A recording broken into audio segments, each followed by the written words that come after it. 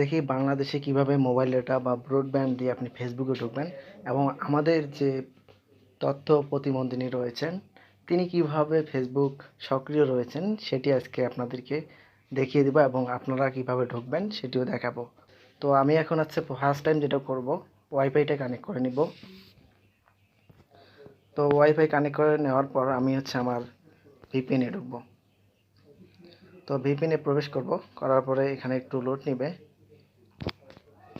তো এখানে দেখেন ডিসকানেক্ট লেখা আছে, আমি এখানে কি করব, কানেক্ট অপশনে ক্লিক করব। কানেক্ট অপশনে ক্লিক করলে দেখেন আপডেটিং কানেকশন ইনফো, এখানে আপডেটিং হচ্ছে, হয়তো বা একটু পরেই আপনার কানেকশনটা অটোমেটিক হয়ে যাবে। তো আমরা ততক্ষণ অপেক্ষা করি। আর আমরা এখন ফেসবুকে ঢুকবো। তো চলুন আমরা ফেসবুকে ঢুকি একটু। তো ফেসবুকে যাওয়ার জন্য আমরা এখানে এখন ফেসবুক যে অ্যাপ্লিকেশন আছে সেটিতে প্রবেশ করব।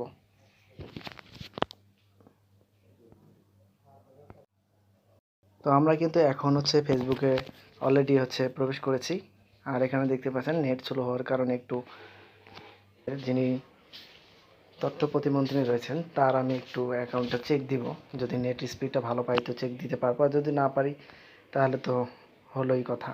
চেষ্টা করলাম কিন্তু নেট স্পিড এতটা ছিল সেই কারণেই সেটি সম্ভব হচ্ছে না। কিন্তু এখানে দেখতে পাচ্ছেন অনেকেই যে 1 আওয়ার আগে পোস্ট করেছে, তারপরে এখানে আরও কিছু রয়েছে 44 মিনিট আগে, দেখেন 44 মিনিট আগে, তারপর 8 ঘন্টা আগে ঢুকতে পারবেন।